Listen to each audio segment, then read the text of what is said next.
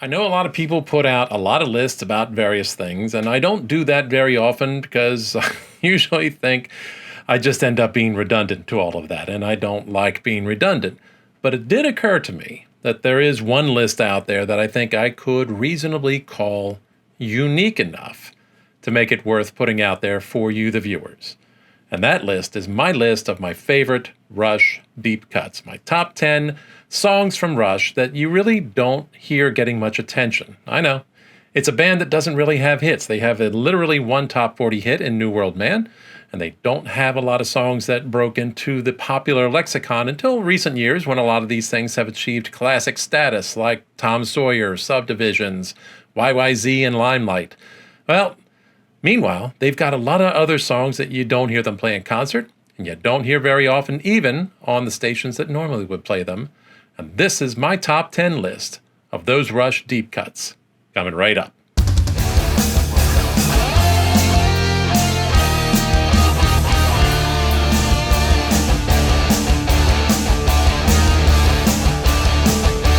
All right, hey there, Prog Noggins. Dave here, Bleeding Edge. Thank you for joining me.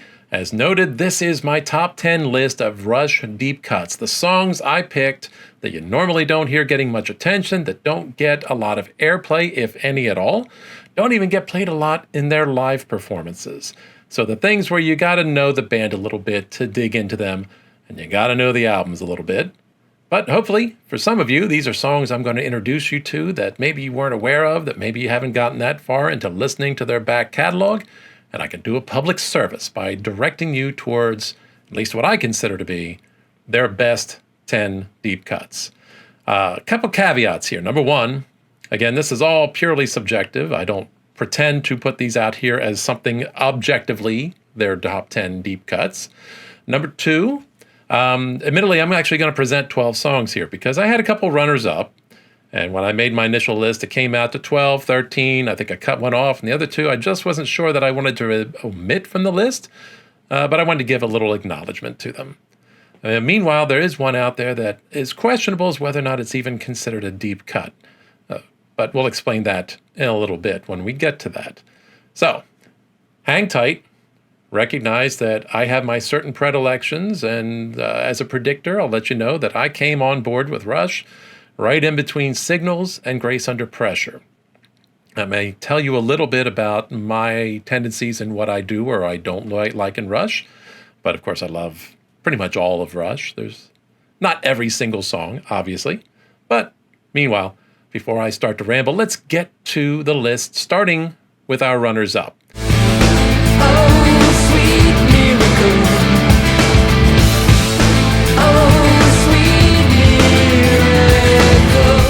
All right, starting off on the runners-up, first one is Sweet Miracle.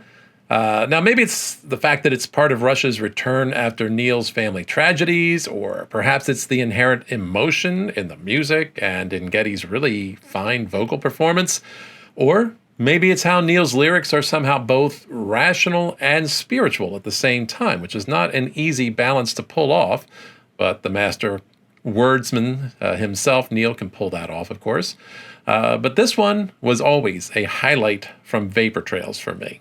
There is no safe seat at the feast. Take your best stab at the beast.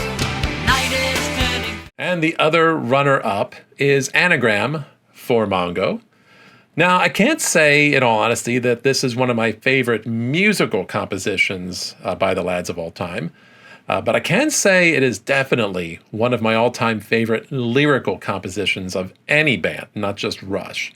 That Neil was able to take an entire song, using anagrams of one word in each line to create other words and create a cohesive thought and a cohesive theme throughout the song, is an absolute marvel to me. It's amazing he's able to do this. It is so brilliantly written that it rises above what I think is kind of a comparatively pedestrian melody backing it. But seriously, I can't really fault the song in any way. The sound and the music is perfectly fine, but for me, it's the lyrical brilliance on display here. And heck, maybe it's a little bit of a what's the word I'm looking for? A gimmick? I don't care. I think it's brilliant because it's actually a cohesive song while he is doing this the whole time. So love that. All right, now we are into the top 10, starting with number 10. And this is one that if I were just to provide the bare bone description, you might think it's from a different album than it is. If I said that number 10 was the only one on this list to lack lyrics by Neil Peart, and probably the one to most fully wear its Led Zeppelin influence on its sleeve, you might think I was talking about something from their debut. Nope. In fact, I'm talking about the closing track from Fly By Night, In the End.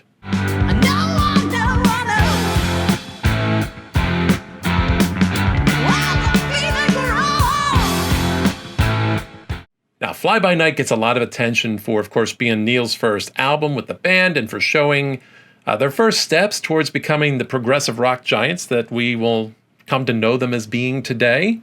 However, it's often overlooked in the sense that it is a gem that seems that this song almost seems to be saying goodbye to their origins, both in title and in style.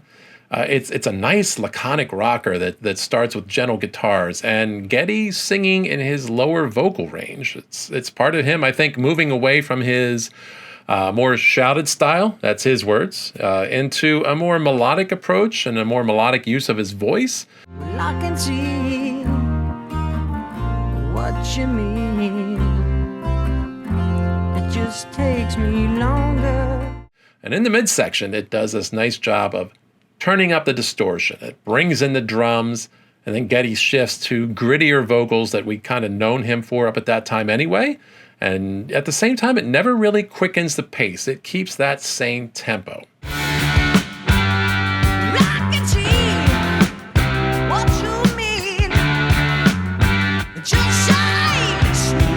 And this is a nice mid-tempo Zeppelin style of song that I think makes an excellent finale, both for this album and for the first part of Rush's career.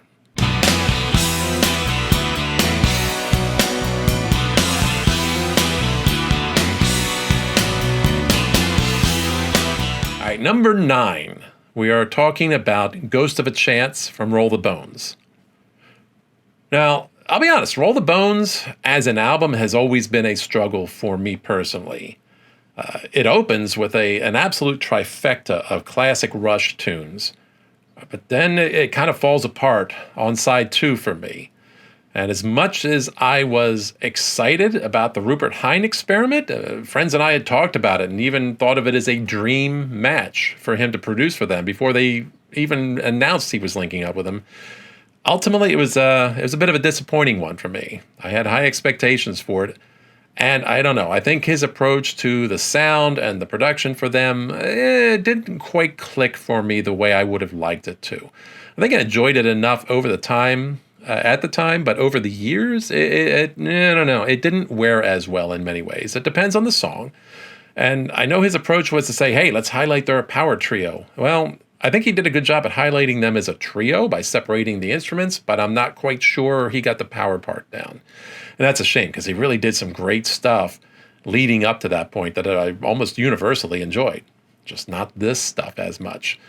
But fortunately, side 2 of the album also contains this gem. Like a million little doorways, all the choices we made, all the stages we passed. Start off with this mildly aggressive intro and verses, and they're paired with Neil's musings about how the random meandering, there's the words, Dave, of life's events can lead us to people who impact our lives, but how we might dismiss those meanderings at first as just, a bit more intellectualization of the nature of human lives and relationships, like blown off the idea that it's fate. And this album plays a lot with themes of fate and chance and how life works out and the world works out. Versus, self-determination. But it's a transition from the chorus that really shifts the narrative a bit. And I think that's intentional. Of course, everything they did was intentional, right? Somehow we find each other through all that masquerade. Somehow we found The Aggression increases a bit in the bridge, and just as that crescendos, it suddenly morphs into sweeping keys and jazzy guitar licks, and suddenly it's a ballad. I don't believe in destiny or the guiding hand of fate. I don't believe in forever. And just like that, the song becomes a reminder and even a celebration of the fact that the unpredictability of life can lead us to love, to wonderful things, to great outcomes that we don't expect. And at times we lose track of our choices contributed to that, but also life just kind of happens and you don't know what's going to come of it. Ultimately, one doesn't have to believe in fate or a plan to fall in love. And that maybe takes away some of the mysticism of it, but still supports the beauty of it. And don't let Neil fool you. For all the high-minded concepts and themes he wrote about, in the end he was also at least a little bit sentimental and a bit of a romantic, especially later in their career. And this isn't the only song that shows his heart. There's a handful of them, and at least one of them appears later on this list. Next, we have a song that is much different from that one. It's also a bit jarring as a bit of an anomaly in the Rush catalog.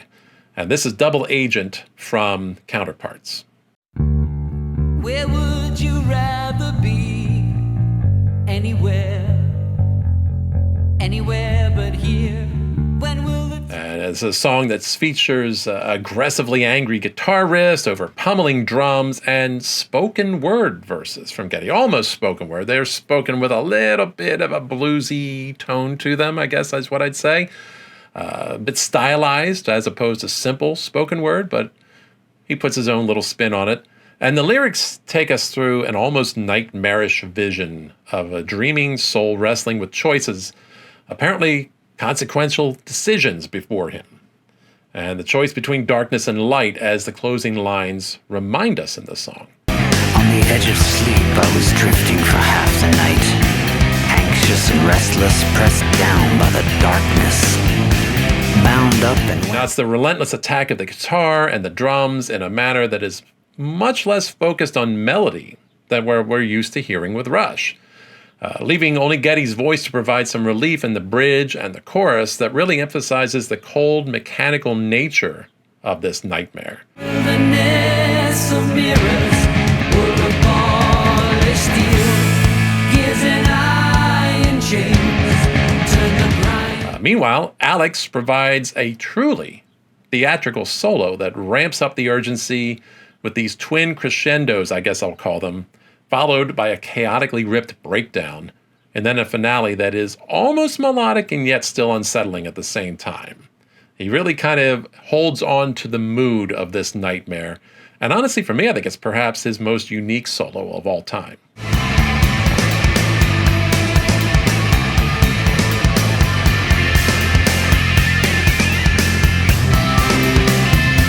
For me, there's also this subtle touch of how they change up the arrangement for the second chorus that seems to, in my mind, amp up the nightmarish aggression that is chef's kiss for me. Where would you rather be?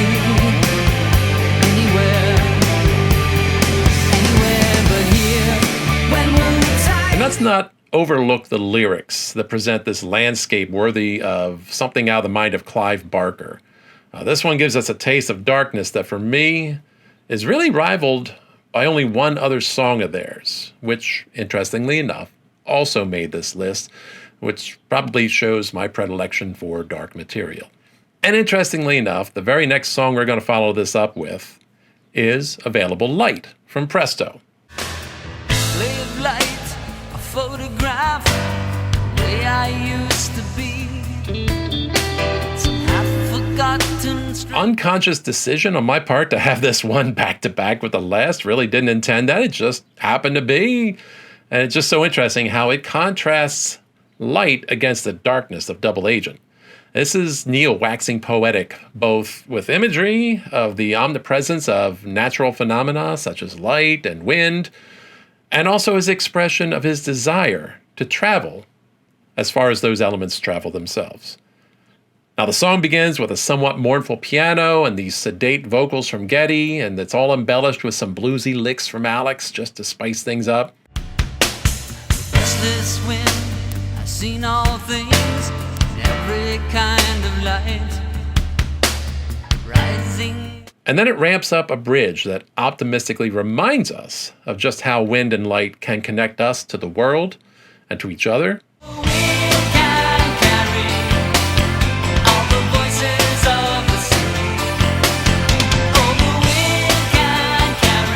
And then it bursts into this triumphant chorus that both admonishes us to remember our limitations, while at the same time calling us to action to see and experience everything we can while we're able.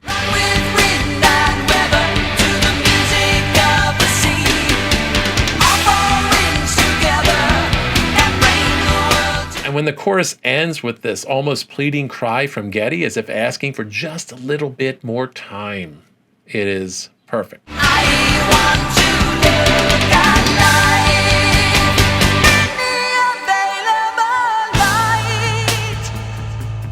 This, overall, for me, is a fantastic exercise in tone and emotion, from Geddy to highlight the emotional parts of Neil's trademark intellectualism, and the music to give us this almost cinematic support for those vocals. You may be right, it's all a waste of time. I guess that's just a chance I'm prepared to take. And now we go right back to counterparts with Cut to the Chase at number 6.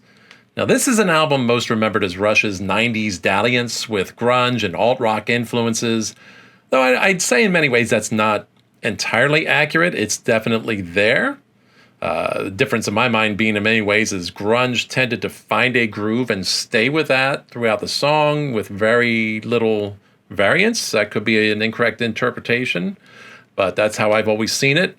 On this album, though, there are multiple examples of Rush deviating from that kind of approach and changing up arrangements, not just song to song, but verse to verse and chorus to chorus, using this variations on a theme approach that I always thought was really cool and something they did over the course of their career that I always really liked.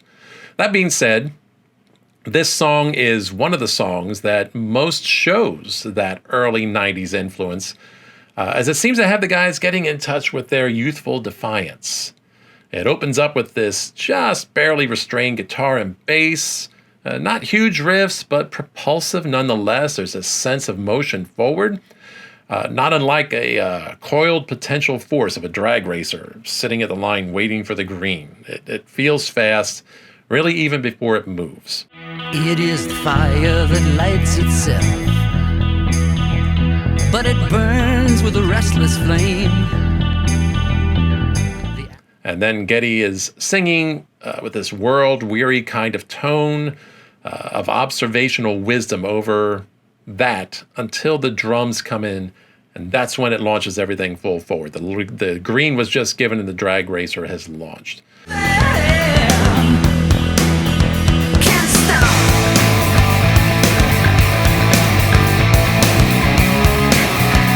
Now, for me, the chorus is somewhat less interesting in its very grungy arrangement and tones, and Geddy's voice seems, a little less nuanced at that part of the song, but the message of determined optimism still rings true for me. It's the midsection, really, that drives this point home on this song, where Geddy sings with just the perfect amount of snarl about the balance of his youthful optimism and belief in a better world, and his self-confident maturity to not give a shit.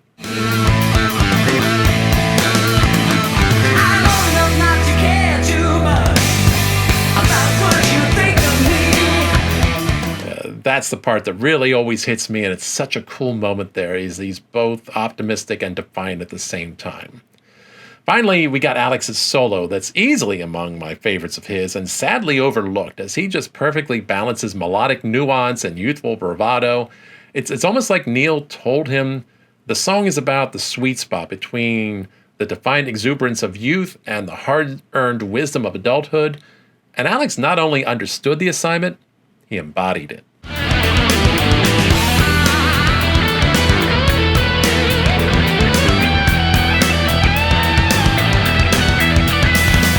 Just for the light touch, I love the little bit of piano embellishments towards the end of the song. That has always been very cool to me. The office door closed early. The hidden bottle came out. The salesman turned to close the blind. Now, moving up next, coming in at number 5 is a track from Power Windows, Middletown Dreams. This is here on this list, the beginning of a trio of songs that live in the heart of my favorite period of Rush. As you might have guessed, based on part of my early on expression that I came to them between Signals and Grace Under Pressure. Now, lyrically, this is perhaps one of Neil's most universal songs in terms of applying to so many of us.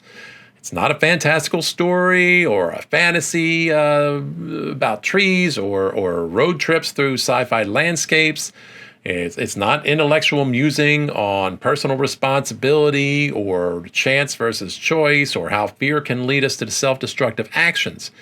It's just a song about people who aren't living the life they dreamed about for one reason or another and regretting chances never taken. Now, the emotion of the opening verse is communicated wonderfully by Geddy's voice, and the gentle guitar from Alex. And honestly, Geddy also really impresses with his perfectly complementary bass line here. It's like when all the keys hit, it comes together in the longing tones of the chorus.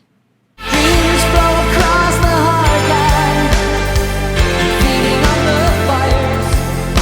Dreams transport desire. And this is really impressive in how the 3 vignettes that are each presented with their own arrangement for the verses. Another great example of, I talked about it, how Rush would often do this with their songs, keeping them compositionally interesting and using each variation to emphasize the individuality of the subject being illustrated at any particular moment. It's really cool stuff.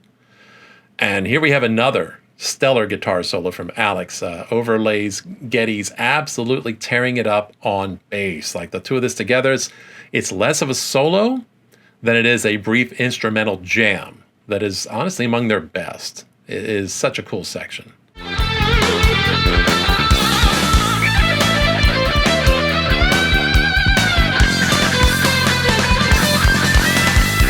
Meanwhile, the hopeful bass notes of the midsection really help to highlight the commonality of this human experience, while the ending notes of this section also bring out the sense of desperation for all those dreams never fulfilled among all those people out there.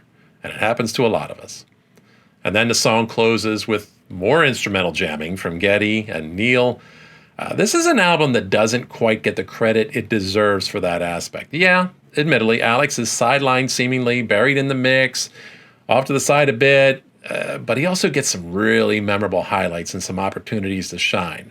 And the performances by all 3 of these guys are actually stellar just throughout this album.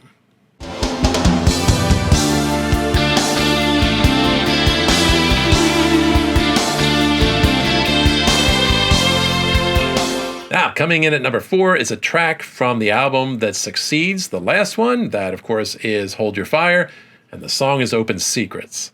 Now, for some, I'm sure this is a sacrilege, especially among my age group, that I would call Hold Your Fire one of my favorite Rush albums. I get it. Some people really prefer the old school 70s harder style. Nonetheless, it also remains the last album of theirs that I truly loved start to finish, with the possible exception of Clockwork Angels. Although even that one has, 1 or 2 songs that are just meh for me. But meanwhile, this album came out during a period of transition for me from high school to college, dating myself very clearly at that moment. And Time Stood Still in itself struck a really particular chord, but it was always this song that I loved best. This is Neil once again expressing his softer side in a call to challenge himself and the listener, by extension, to be more present in his relationships. He acknowledges the risks we all take in making ourselves more vulnerable, opening ourselves up to criticism and judgment by those who can hurt us most, and at the same time extorting the importance of taking that risk to strengthen our relationships. Now, musically, this one stands out for me for several reasons. There's something in the rhythms. I don't know how best to describe it. I can't adequately say what it is, but there's something in the rhythms and the arrangement that just seems to hit all those emotional beats perfect for me. Whether it's the intro that generates just enough tension before sweeping into the verse, or that Neil, in these perfectly placed percussive notes and tasty fills that he sprinkles throughout the song. It went right by me, just another wall. There should have been a moment. Or maybe it's that pensive transition between verse and chorus that just builds up nicely. I never meant what you're thinking. That's not what I meant at all.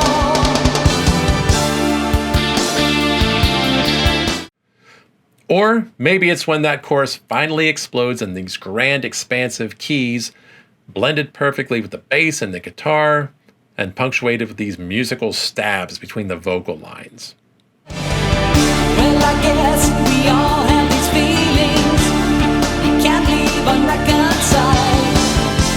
Some of them burned up. And when it all culminates in the gently atmospheric midsection break, with everyone doing their low-key best to enhance Neil's lyrics, asking for more understanding of one another, that's a sweet spot. Maybe some things are instinctive, but there's one thing you could do. You could try to understand me. And finally, we kick into probably my favorite Alex solo of the mid-'80s.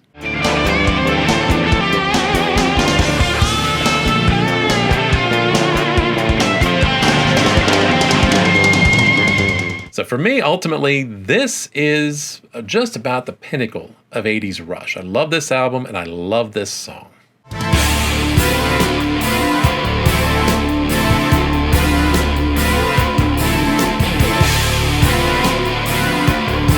Now, coming in at number 3, we're still in that sweet spot. We go back to Grace Under Pressure. This is Between the Wheels. Now, from the hopeful and encouraging to perhaps the darkest song in Rush's catalog, I've always understood that there was a mood of anger underlying Grace Under Pressure during the production, and this song absolutely exemplifies that more than the rest of them, and this was an immediate standout for me when the album dropped. It's dark, ominous, stormy even. These mechanical keyboards layered with snarling guitars take the lead with this perfectly restrained performance from Neil, who honestly I think seemed to, and I'm almost certain he did, recognize that the crushing chords were best supported by a more simplistic drum arrangement, as if to emphasize the grinding oppressiveness of it all.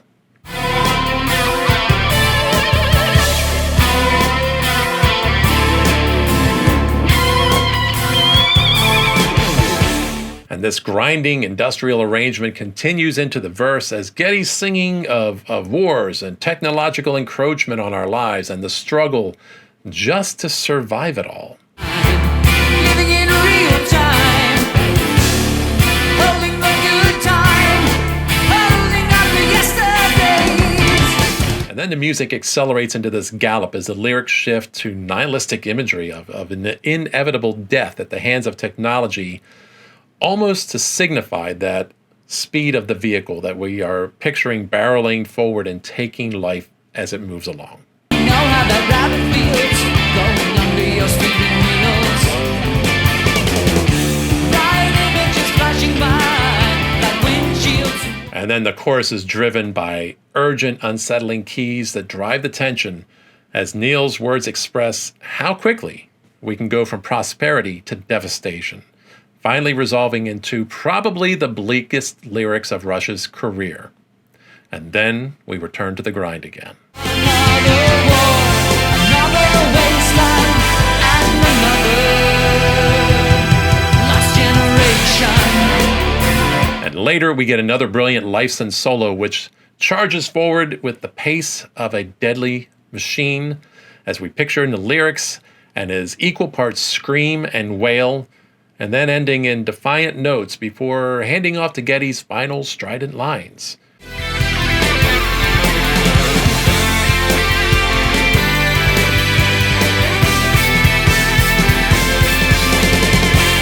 And then the grind returns for a while, before finally trailing off into echoing discordant notes.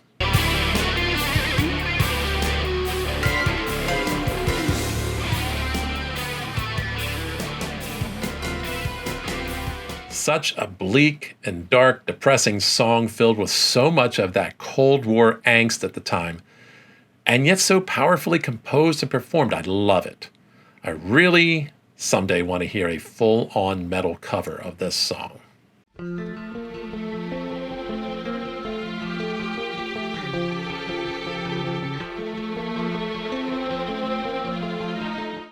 Up next at number 2, we have The Garden.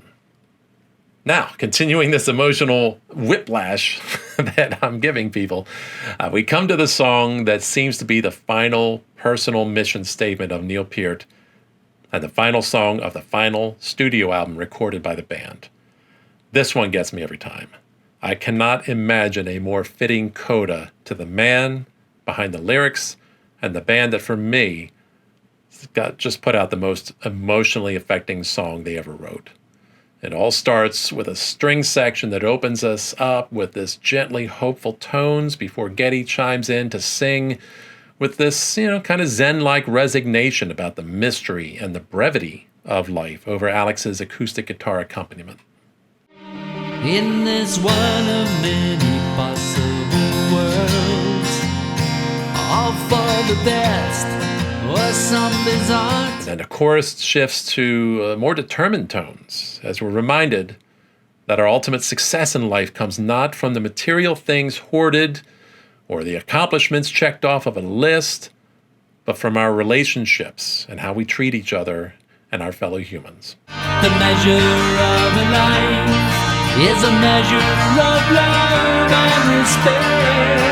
So hard to earn, so easy. The lessons of this song are so perfectly represented by the approach of the music. There's none of the hard rock aggression that started their career, none of the esoteric progressive bombast that came later. This is a gentle, melodic admonishment to live our limited lives with kindness and generosity, emphasized by the encouraging and really kind of wistful music. It all builds to a slight crescendo towards the end.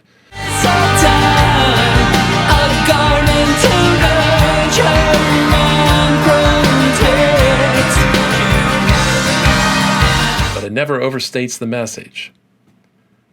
And in the end, this turned out to be the final sign-off of the band, as it resonates with hope and encouragement for us all, and I think the perfect message for Neil Peart to leave us all.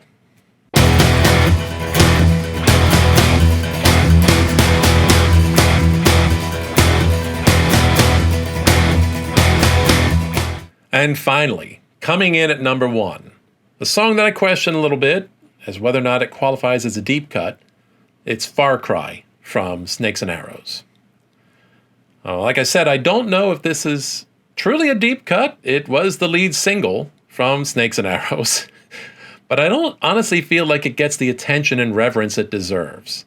And it's certainly a song I never skip when it comes up in my playlist. For me, it ranks among the best songs these guys ever recorded. And it opens with this energetic staccato riffs before breaking into a modern and yet at the same time quintessentially Rush-sounding hard rock gallop.